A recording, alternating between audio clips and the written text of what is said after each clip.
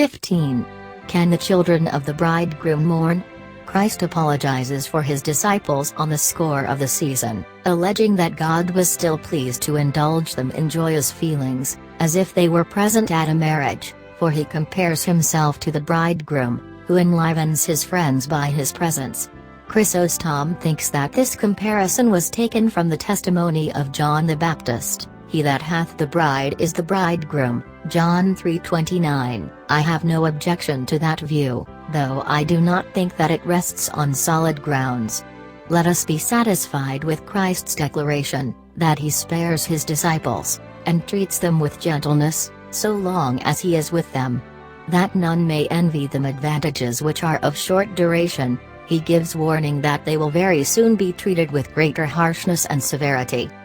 The apology rests on this consideration, that fasting and prayers are adapted to sorrow and adversity, extraordinary prayers I mean, such as are here mentioned.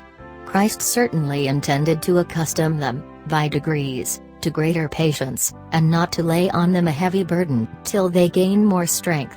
Hence we ought to learn a twofold instruction. When the Lord sometimes endures the weakness of our brethren, and acts towards them with gentleness, while he treats us with greater severity, we have no right to murmur. Again, when we sometimes obtain relief from sorrow and from vexations, let us beware of giving ourselves up to enjoyments, but let us, on the contrary, remember that the nuptials will not always last. The children of the bridegroom, or of the nuptial bed, is a Hebrew phrase, which denotes the guests at a marriage. 16. And no man putteth a piece of fresh cloth.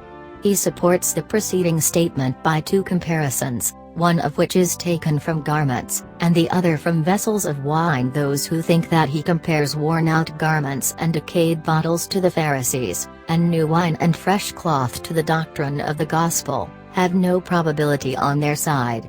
The comparison is beautifully adapted to the matter in hand, if we explain it as referring to the weak and tender disciples of Christ, and to a discipline more strict than they were able to bear. Nor is it of any consequence that the idea of being old does not agree with scholars who were only commencing, for, when Christ compares his disciples to old bottles and torn garments, he does not mean that they were wasted by long use, but that they were weak and wanted strength. The amount of the statement is, that all must not be compelled indiscriminately to live in the same manner, for there is a diversity of natural character, and all things are not suitable to all, and particularly, we ought to spare the weak, that they may not be broken by violence, or crushed by the weight of the burden. Our Lord speaks according to the custom of the country, when he uses the word bottles instead of tuns or casks. Luke 5:39. And no person who has drunk old wine. This statement is given by Luke alone, and is undoubtedly connected with the preceding discourse.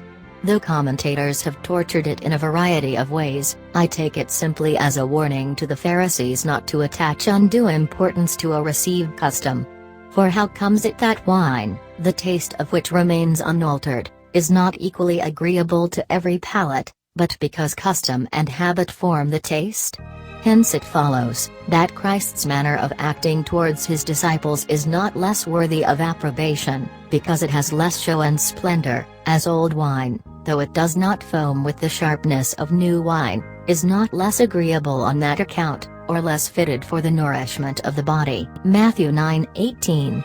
While he was speaking these things to them, those who imagine that the narrative, which is here given by Mark and Luke, is different from that of Matthew, are so clearly refuted by the passage itself, that there is no necessity for a lengthened debate.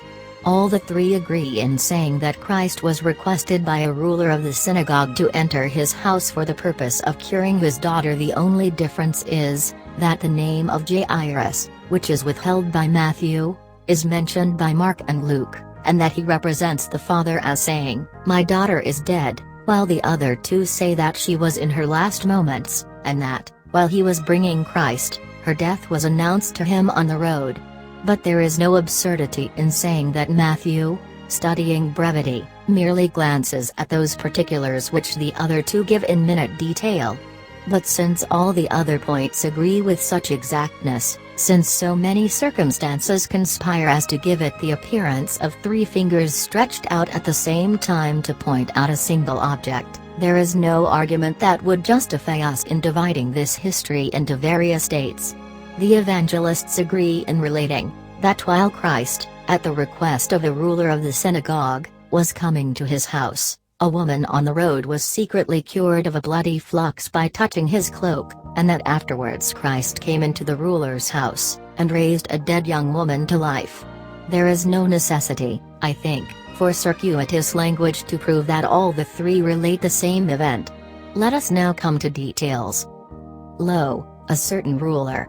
Though it is evident from the other two, that his confidence had not advanced so far as to hope that his daughter's life could be restored, there is no room to doubt that, after having been reproved by Christ, he entertained a stronger hope than when he left his house.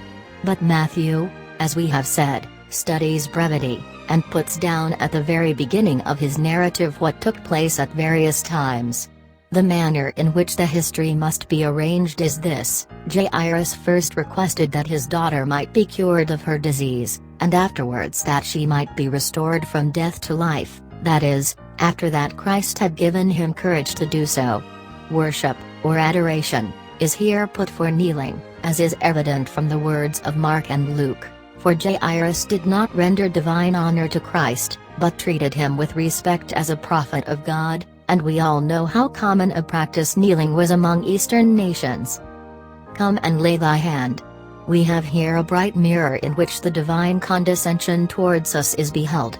If you compare the ruler of the synagogue with the centurion, who was a heathen, Matthew 8-5:10, you will say that the full brightness of faith shone in the centurion, while scarcely the smallest portion of it was visible in the ruler. He ascribes to Christ no power except through his touching the person, and, when he has received information of her death, he trembles as if there were no farther remedy. We see, then, that his faith was feeble and nearly exhausted. Yet Christ yields to his prayers, and encourages him to expect a favorable result, and thus proves to us that his faith, however small it might be, was not wholly rejected. Though we have not such abundance of faith as might be desired, there is no reason why our weakness should drive away or discourage us from prayer.